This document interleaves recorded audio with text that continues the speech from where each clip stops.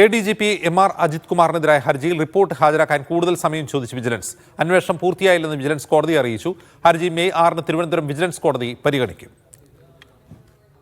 സാജിദ് അജ്മൽ വിവരങ്ങളുമായി ചേരുന്നു. സാജിദ്, പൊടുന്നനെ ഈ നിലപാട് മാറ്റം എന്താണ്? നേരത്തെ ക്ലീൻ ചിറ്റ് നൽകാനുള്ള നീക്കമെന്നായിരുന്നു സാജിദ് തന്നെ റിപ്പോർട്ട് ചെയ്തത്. അജിംസ് MR അജിത് കുമാറിന് ക്ലീൻ ചിറ്റ് നൽകി കഴിഞ്ഞു. ഇതിന്റെ അന്തിമ റിപ്പോർട്ട് സർക്കാരിന് കൈമാറുകയും ചെയ്തിട്ടുണ്ട്. പക്ഷേ ഇന്ന് കോടതിയിൽ വിജിലൻസ് എടുത്തൊരു നിലപാട്, ഈ അന്വേഷണം പൂർത്തിയായിട്ടില്ല, ഈ അന്വേഷണം പൂർത്തിയാകുന്ന മുറയ്ക്ക് റിപ്പോർട്ട് സമർപ്പിക്കാം എന്നുള്ളതാണ്. നമുക്ക് ലഭ്യമാകുന്ന വിവരങ്ങൾ പ്രകാരം ഈ സർക്കാർ ഈ റിപ്പോർട്ട് അംഗീകരിക്കേണ്ടതുണ്ട്. കഴിഞ്ഞ ദിവസം മാത്രമാണ് ഈ അന്തിമ റിപ്പോർട്ട് സമർപ്പിച്ചിട്ടുള്ളത്. അതുകൊണ്ട് തന്നെ ഈ സർക്കാരിന്റെ ഈ റിപ്പോർട്ട് അംഗീകരിക്കുക എന്നൊരു നടപടിക്രമത്തിന് ശേഷം കോടതിയിൽ സമർപ്പിക്കാം എന്നുള്ളതാണ് വിജിലൻസ് ഡയറക്ടറിൽ നിന്നും ഉദ്യോഗസ്ഥർക്ക് ലഭിച്ചിരിക്കുന്ന നിർദ്ദേശം. ഇതിന്റെ അടിസ്ഥാനത്തിലാണെന്ന് കോടതിയിൽ കൂടുതൽ സമയം ആവശ്യപ്പെട്ടിട്ടുള്ളത്.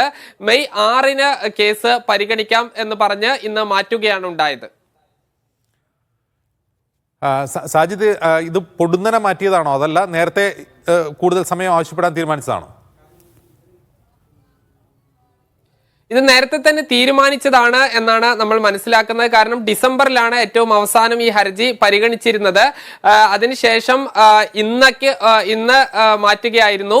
പിന്നീട് ഈ സർക്കാർ അംഗീകരിക്കുക എന്ന നടപടിക്രമത്തിന് ശേഷം കോടതിയിൽ ഈ റിപ്പോർട്ട് നൽകുക എന്നുള്ള ഒരു തീരുമാനമാണ് വിജിലൻസ് കൈക്കൊണ്ടത്. ഇതിന്റെ അടിസ്ഥാനത്തിലാണ് ഇത്തരം ഒരു നിലപാട് കോടതിയിൽ സ്വീകരിച്ചത് എന്നാണ് നമുക്ക് ലഭ്യമാകുന്ന വിവരങ്ങൾ. സാജിദ്, അപ്പോൾ ഈ റിപ്പോർട്ട് സർക്കാരിന്റെ പക്കലുണ്ടോ ഇപ്പോൾ?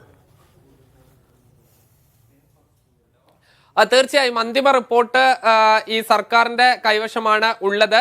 ഇതിൽ MR അജിത് കുമാറിന് എതിരായ വിജിലൻസ് 3 കാര്യങ്ങളാണ് അന്വേഷിച്ചത്. ഒന്ന്, കരിപ്പൂർ വിമാനത്താവളം വഴി സ്വർണം കടത്തിക്കൊണ്ടുവരുന്നതിന്റെ പങ്ക് കൈപ്പറ്റുന്നു എന്നുള്ളതാണ്. എന്നാൽ ഇത്തരമൊരു കാര്യം ഇല്ല എന്നുള്ളതാണ് വിജിലൻസ് റിപ്പോർട്ടിൽ ഉള്ളത്.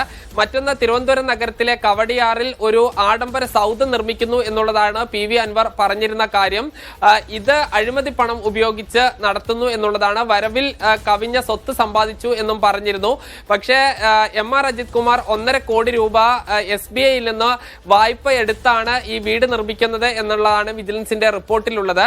മറ്റൊന്ന്, ഒരു ഫ്ളാറ്റ് കള്ളപ്പണം ഉപയോഗിച്ച് ഫ്ളാറ്റ് വാങ്ങുകയും ഇത് കൂടിയ വിലയ്ക്ക് ദിവസങ്ങൾ കൊണ്ട് വിറ്റ് ലക്ഷങ്ങൾ സമ്പാദിച്ചു എന്നുള്ളതാണ്. ഇതിന് തെളിവ് കണ്ടെത്താൻ കഴിഞ്ഞിട്ടില്ല എന്നും വിജിലൻസിന്റെ അന്വേഷണ റിപ്പോർട്ടിൽ പറയുന്നു. ഈ അന്വേഷണ റിപ്പോർട്ട് ഇനി സർക്കാർ അംഗീകരിക്കേണ്ടതുണ്ട്. അതിന് ശേഷമായിരിക്കും തുടർ നടപടികൾ ഉണ്ടാവുക. ശരി സാജിദ്.